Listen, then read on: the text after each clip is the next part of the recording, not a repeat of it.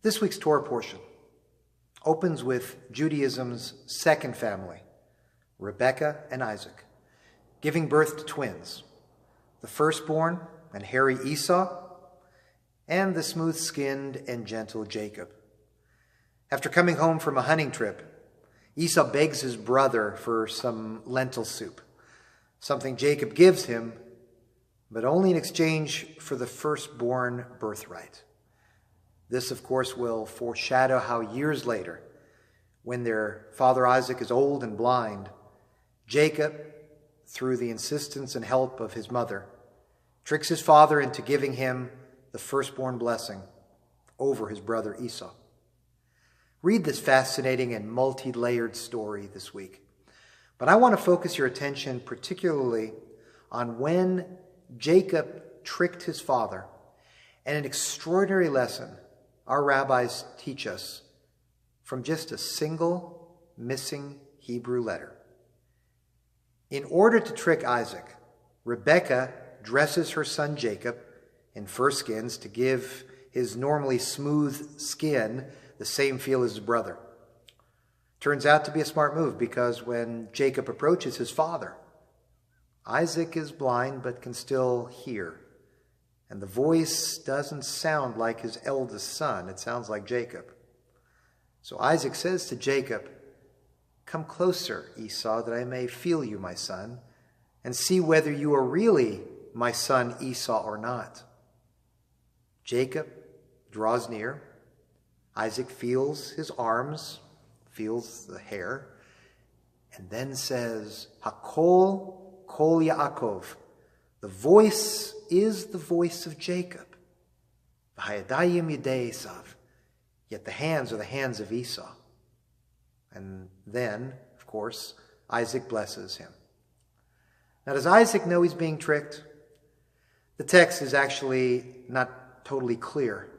This story makes for a great discussion on the role of each player in this story: Rebekah, Isaac, Esau, and Jacob, and both their nobilities and flaws.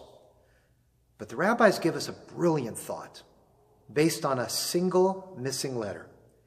They notice that the Hebrew word hakol, the voice, as in the voice is the voice of Jacob, the word hakol is usually spelled He, Kof, Vav, Lamed in Hebrew. But here it's missing that Vav. It's a little bit like an H in the English name Sarah.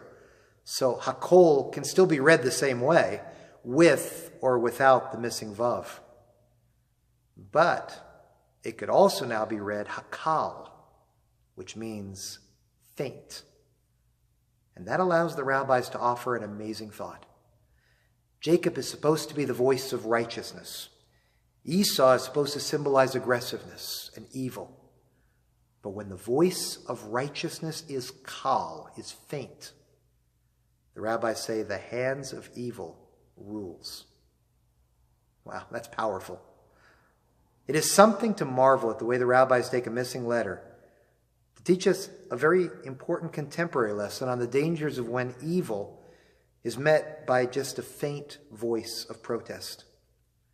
When good people do not speak out, when the voice of goodness is faint, is a whisper, evil wins.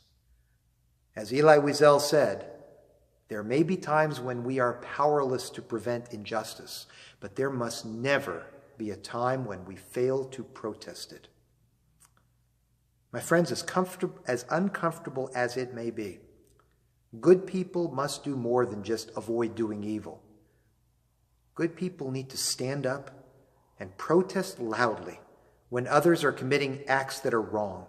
Speak out when injustice, hate, and evil are being perpetrated.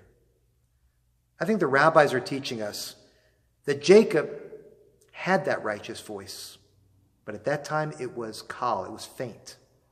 At that moment, he was quiet. And when that happens, deceiving his father was easy. There was no protest voice. My friends, I pray that the voice of righteousness is never silent in our great country. May we never be faint of voice and heart when the most vulnerable in our communities are at risk. Shabbat Shalom.